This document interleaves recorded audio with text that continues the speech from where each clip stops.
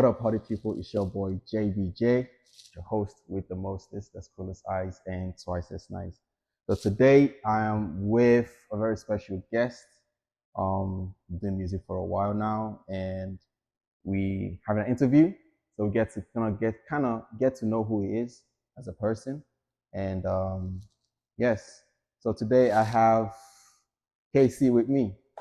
Um, Tell us about yourself. And let's get to know.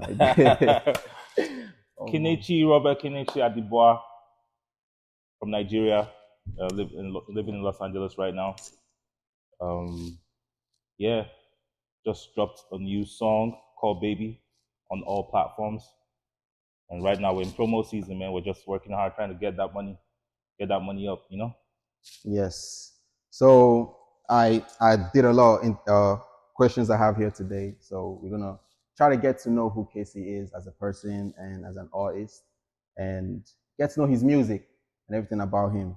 So we just asked you who he is, and so tell us what you're all about. What is someone wants to know who Casey is? What is Casey like? How do we get to know who Casey is? Well, that was a big one already. Kenechi is just I'm a music producer, I'm an artist, and I'm a business savvy person. And when I'm not doing like regular, 9 to 5 stuff, I'm just trying to share my artwork, my work of art, and those of my people that we work together and share and express myself artistically as much as possible as I can. Primarily, I do Afrobeats, or I do what you call Afrobeats. The biggest music right now in town, the biggest sound out there. But really, it's what we call it Afrofusion, a fusion of hip hop, a fusion of R&B, a fusion of pop, and then layered with Afrobeats as the baseline. But it's really Afrofusion. Okay, that's like the biggest. Most people don't even know much about Afrobeats. They just like the sound. Everything is Afrobeats. Everything is Afrobeats. But if you get into the deeper and deeper as you go, as the brand grows itself, as Afrobeats as the brand grows, you'll see that there'll be layers to it, like Afrofusion, Afro pop, Afro rap, so Afro drill. I came across Afro drill not too long ago, and it was quite a sound. So it's a combination of different sounds. Yes, different sounds with the baseline, with the foundation as beats or sounds from Africa. So is there like a specific type of drum that makes Afro that okay, without putting in like hip hop? Is there like a specific beat or drum that goes into that makes Afrobeat without the fusion in it, without the drill or the pop?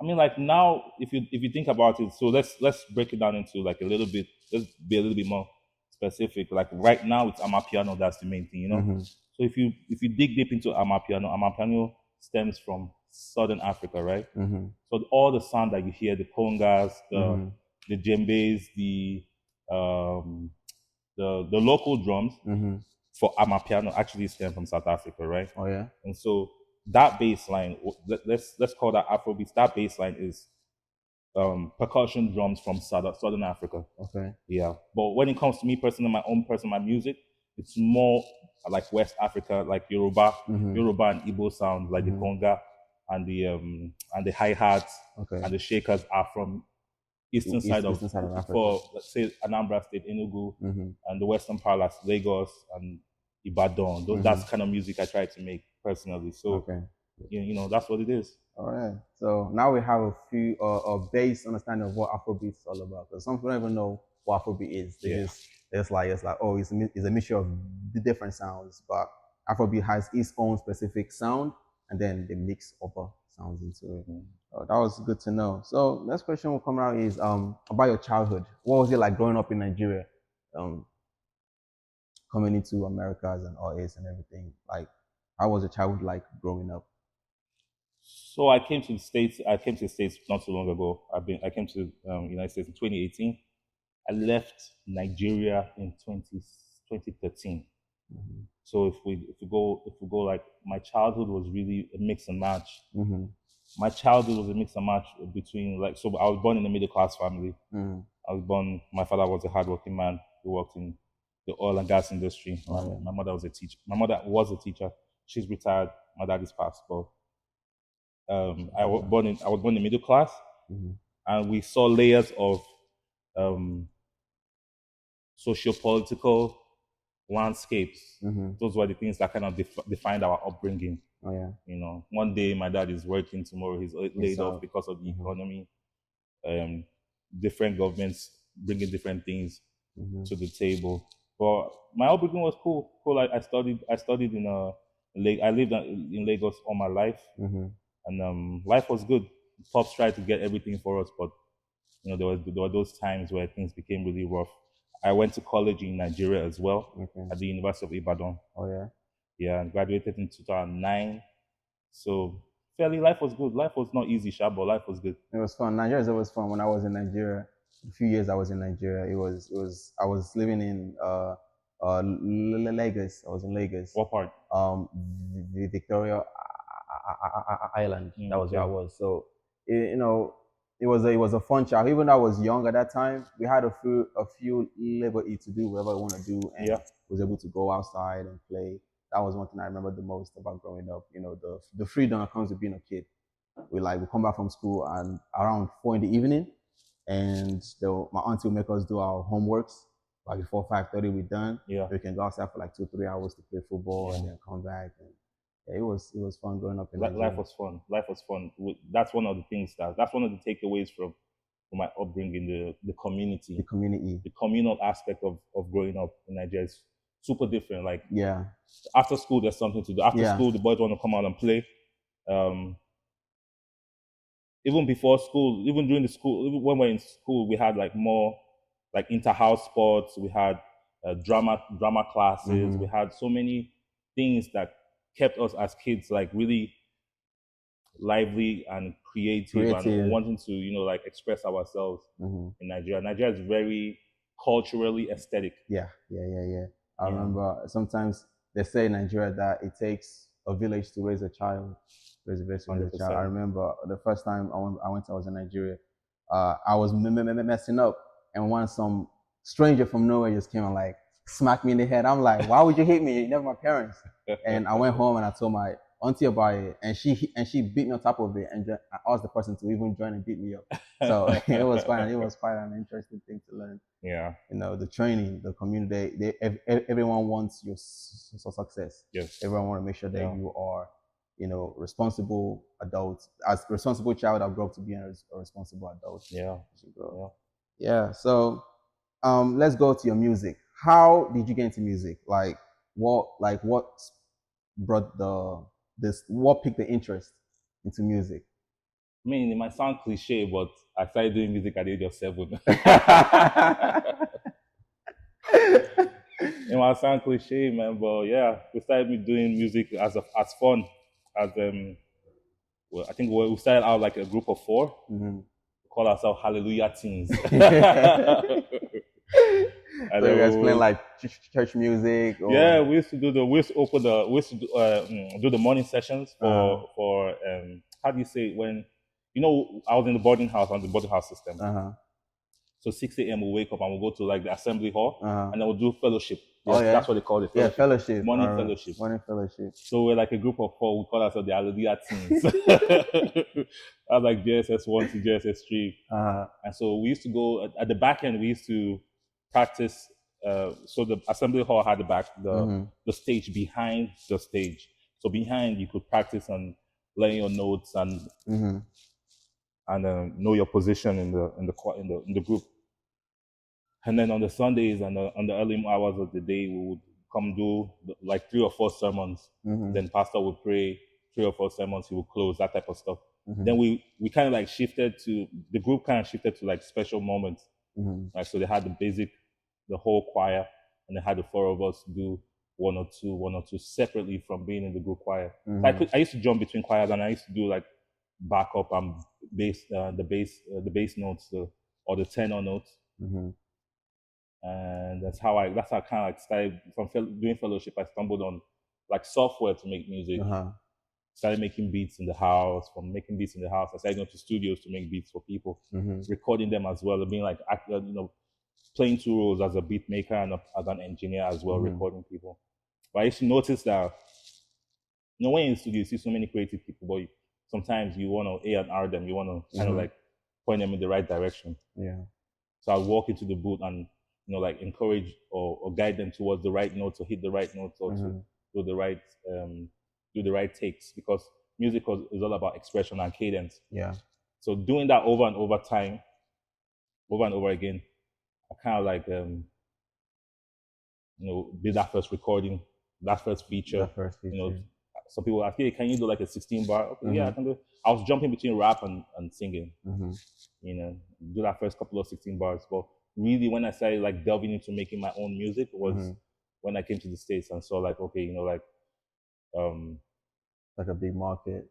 Not necessarily like a big market, but there was more time on my hands to like go for beyond just doing other people's work. But like, okay, I have this amount of beats available for me. Let me put something there. And I did my first track. I think I played it earlier. I did some cover songs from established artists, and people were like, why don't you jump on this like as a full-time thing? I'm like, nah, you can't do that as a full-time thing. Yeah. You have to take it slow and steady. But that gradual progression got me to the point where I released my first EP 2 years ago. And then from there, it's just been going off smoothly. Slow and steady, yeah. Oh yeah, man, that is quite a story. 7 years old. That was almost when I was 7 years old. I was even doing 7 years old. I was into arts from young. I've always been into arts as a kid. Yeah. My dad is an architect. Okay. So I was, as a kid, I was always watching him, sketch the plans and everything. Oh, yeah. I was always watching it, and he would actually have me come sit with him. He has this long stool, and he would sit there. He would ask me to come sit with him, and he would teach me how to measure and everything about architecture. So I got into drawing from architecture actually. Okay. I started from doing plans, floor plans, and he actually before he built his house that he actually lives in right now, we worked together on it. He had me work with him to sketch out the floor plan, and I actually designed my own room actually. My room is different. My room is circle. Whoa. From the other houses, my room is circle. And is that crib in the VI or what's that? Was back in the village. So he built, because he comes back and forth from Lagos, and but he wanted to build a house in the village, where big nice house. He has like a lot of lands out there, so he wanted to have one specific home where he can come back home and relax. So he's very homegrown, like he's he's tight, super tight to his roots. Yeah. He when I was young, he always tell me about to not forget your roots. He'd be like, Jeff, do not forget your roots. Do not forget your roots. He's more about that guy that's family oriented. Yeah. Wants to make sure that you keep close knit of your family, 100%. Cousins, and all that stuff. So 100%. That's how I got into art. I went from sketching floor plans, and he asked me to start drawing things. Like he would put like a table, like a tell me to just draw the table, draw what you see. And sometimes it was hard, but with time I was able to draw what I see. Yeah. And from there I started to like grow into thinking about something in my head and sketching it out and stuff like that. From art, I went to photography, cinematography, and now here I am doing this. It's all about that first seed that starts. And consistency and time. Yeah. So, what was your, like, that was saying that, as I was saying, back to my experience, that was how I got introduced into art. So what was your first experience with music? Like, what was that thing that, like, it was like, when you saw, you're like, oh, I'm trying to do this, like, I feel like I could do it. Man, different things though. I'll be honest, different things, because beyond just making music, when I was in college, I was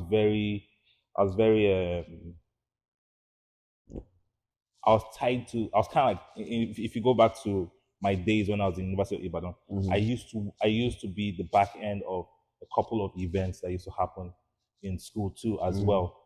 I used to organize shows and bring in artists themselves to come. I brought more hits one time to what was that? That was a beauty pageant, I think. Yes, and I brought Sound Sultan. Rest in peace, Sound Sultan. I brought Sound Sultan to another pageant, and then I think I worked with MTN with then they had a program called MTN Project Fame, Mm-hmm. and that was like a whole glossary of artists, Mm-hmm. like from top to bottom down, MCs, MCs, DJs, artists, dancers, Mm-hmm. a whole cast of characters. So I used to look at, I always used to look at music from two different aspects: making the music Mm-hmm. and showcasing the music. Mm-hmm. So my upbringing in music, what really made me the eureka moment, the point where I went from I can do this stuff, was that MTN Project Fame. That was the time, because that was like the biggest crowd I'd ever worked to bring together to an event, even though I was supporting MTN at that point in time. Mm-hmm. But being in that back end, having they relay how they were sequentially Mm-hmm. trying to run their event that period in time, it kind of like made me understand, okay, so there's two sides to it. There's showcasing your art, there's also selling the art. You have to sell the art, you have to sell your expression. Mm-hmm. And that was 2007, 2008.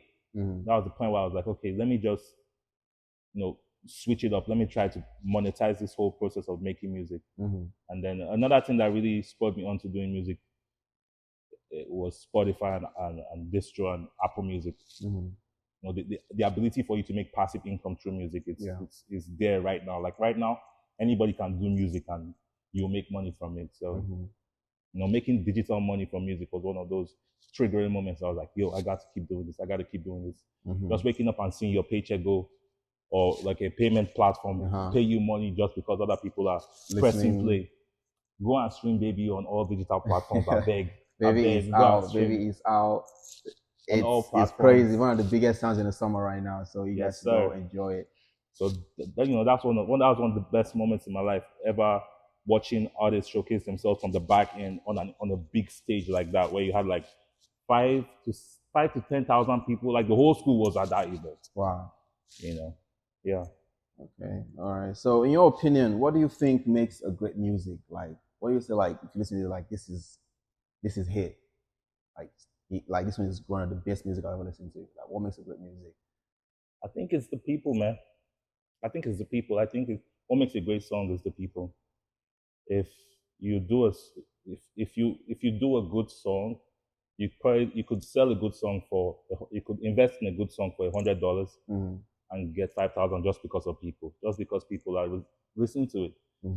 If nobody's listening to your music, you're not making good music. So you always have to. I think it's the people, the sound of the people. It's what people want to hear. That's what you want to go for. Your own way, in your own way, your own style, but still give them that mood, still give them that feeling, still give them that. Like there was a time someone texted me. He said, "Your song." What did he say? He said, "Your song is really making me get over a whole lot of stuff," or something like that. Like emotions that are going. He said something really deep, and this is a guy, and this is someone that I'm like, okay, you understand? Because it's there are different ways. There are different ways you want to capture your sound, and so when people, say that type of stuff to you, it means the song has substance. Yeah, it's not just like it's just out there. So I think primarily the most important thing about good music is the people. Yeah, can cater to a group of people, even if it's 100 people or 1,000 people. If you can cater to them, to their morning, afternoon, and evening, to their when they're feeling down, when they're feeling their happiest, when they just want to vibe. Yeah, that's it. You're set for life. That's what makes it good music. So it's like you have to tailor your music to people and their emotions and everything. Yes. Oh wow. Yeah. 100%. Yeah, definitely. Baby is one of those music actually. So go check it out. If you have your girl and you just want to like spoil your girl in some type of way, just make her feel good, just sing that song to her. Trust me, you guys will love it. So now, where do you think you see Afrobeats? Because right now in America and UK, Afrobeats is one of the biggest sounds right now. Everybody's consuming Afrobeats like crazy. So where do you think you see Afrobeats in the decade? Next decade? Yeah. Things are happening so fast that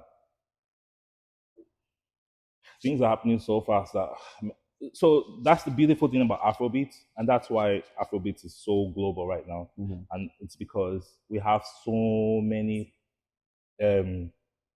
derivatives from Afrobeats. Amapiano, drill, Afro drill, Afro pop.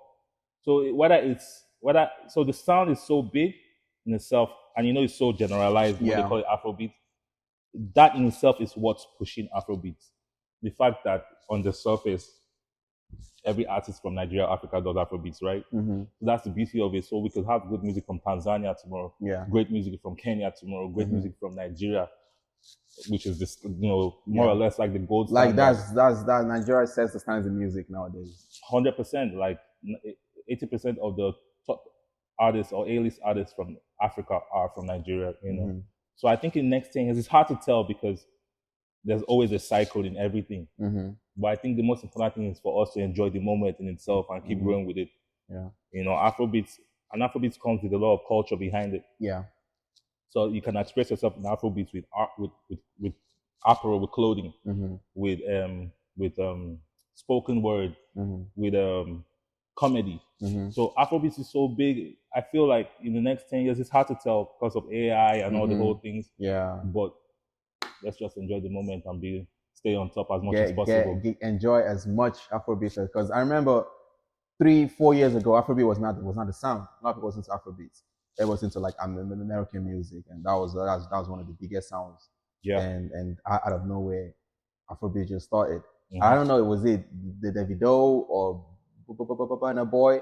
One of them made a sound that just went crazy, and then it was set into Afrobeats, and since then, even whites, Hispanics, Asians, you go to like clubs and stuff, you see a lot of mixed individuals in there just vibing to it, and you ask them like, do you know what they're saying? Like, nope, they don't know what they're saying. They don't know what the hell you're saying. It's just like, it sounds Body cool. no be firewood, me, I want to carry you go. They don't Yeah. even know what you're They don't- I have no idea what's going on. It's just like the vocals was just good, and then the beats just hits different. Yes, sir. Yeah. So, how would you describe your music? Talk about Afrobeats and what Afrobeats all about and everything. My music? Yeah. What's your music? How would you describe your music? Well, my music is Afrofusion. Mm-hmm. It's a fusion of rap, Mm-hmm. Afrobeats, pop, soca. Okay. My music is Afrofusion. It's a fusion. The concept of my whole thing is being able to collaborate with all genres of music, express my own sound on anybody's type of music. Yeah. So as much as possible, my music is a fusion of what you bring to the table. So if it's pop today, it's Afro pop. If it's rap, it's Afro rap. I have a couple of tracks that I'm going to drop maybe in the coming months or sometime this year that will really, really go beyond what people presently see me as, which is like R&B or Afro R&B. But I'm more like I can do a whole lot of stuff. Okay, so all right, that's good. That's good, because most people, like, I was talking to this guy I met, and he told me that his music tailors to like the soul. He just wants to like make people fall in love, like like when they listen to his song, they think about the person that they care about so much, and that's what the music brings out the emotions out of it. But I wanted to see if yours was more like that too, because singing, I love music that you have to sing, that makes you like get in your feelings. Gets you in your feelings, and you just start thinking about some special someone that you care about, or someone that pissed you off some other time, and you just it brings out those emotions. Yeah, but it's great, to always want to bring out that feelings, but sometimes the feelings could be a feeling that you're down. Like I have music that have songs that have sounds that I created to uplift you when you're feeling down. Like I have sounds where people doubted you and they're nowhere near you. Now who they vex for the boy who be making all that noise? Do your eye like Apollo? Why you being so saucy? Knock on the door, but nobody open door, so you can't raise your voice. So why you being salty? Sometimes you have to put expression is expression. So sometimes it's love, sometimes it's stay positive. Sometimes it's fuck you. Sometimes I can tell you fuck off. Sometimes the music is. For me, for those kind of music, I love American music for that kind of stuff. Yeah. You don't want to be a gangster. You want to be angry. American music Yes. brings that kind of vibe out of me. Yeah. Drill music also brings that out too. You know, when I feel like, but if I'm making my feelings, I Mhm. want to like be happy. Yeah. Mostly my go-to is either French or Afrobeats. Mm. Because French music, it's kind of, I don't understand what they're saying, not all of it, Mhm. because I understand French a little bit. So I kind of just listen to those like hip hop, Facts. and you know, it brings that, especially French Mhm. and Afrobeats. It just, I get my feelings. I calm Yeah. down, and it just, but be it sadness or happy, you know, that's the genres I go for. But like, if I'm trying to like feel like I want to fight someone, or you know, like No or like I'm in the fighting, no gym, fighting. or like I'm in the gym. American music is the go-to guy. Yeah, I mean, like your friend said, he said it's something that touches the soul. It's Mm-hmm. the most important thing. What is it? What are you saying? Mm-hmm. And why are you saying The message you're passing on. I just want to pass on the message. I hear you. I see you. We're all going through everything together. Mm-hmm. That person that is looking for answers to certain things in life. We are all in that pocket of people who don't even know what tomorrow holds for us. Mm-hmm. But we just keep going. We just keep prodding. We just keep trying. And love is number one thing. If you don't have love, if you don't love yourself, Mm-hmm. then you can't give out anything. You always be a Anything taker. You Yeah. always be dependent on the whole energy, on the Mhm. whole society, and you always be saying the world is. You always be misunderstood. Mm-hmm. You know, so love is primarily everything. Touch the soul when you push your sound out there. Mm-hmm. Okay. So what do you think? Where's the question? I just missed it. So what's been like a really hard challenge? Like something that you've gone through is like, this is really tough. Like a challenge that you've gone through that is just, it really hits the core. In terms of what? Anything, being music wise, since we're like on the subject of music, like things that are really challenging your music. Music. Music is investments, and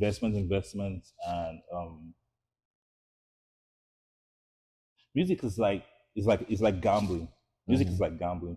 Music, you put it out there with put in a whole lot of work to create this whole masterpiece, Mm-hmm. and you're trying to, you put it out there. You're feeling yourself. You're feeling in Mm-hmm. that moment. You're feeling like, yeah, this is the one. Then come on like blood. Nothing could come out of it. Mm-hmm. So but what do? You got to keep going, because why are you even doing the music in the Yeah. first place? You're doing the That's music their because motivation. you're doing the music because it's coming from somewhere that's intuitive, somewhere that's deeper than what's on the surface. You know what? Mm-hmm. So the main challenge is, I think for me, the main challenge is not being in Nigeria right now. You know, like Mm-hmm. when you're with your people, Mm-hmm. not like I have my peoples here in LA. Yeah. But like when you're in Nigeria, it's different now. You have Yeah. all the resources. All All the the resources. resources are there. All the resources. You want to shoot a video today, pop, you're Yeah. done. You have the people understand what you're already going to with the song, because I mean, same language, same Yeah. culture. You know, we artists in the diaspora, we have that thing where the time has to come where you have to go back home, Yeah. and then come back again. Mm-hmm. Everybody did it. Tenny did it. Davido did it. Who was there? A lot of artists that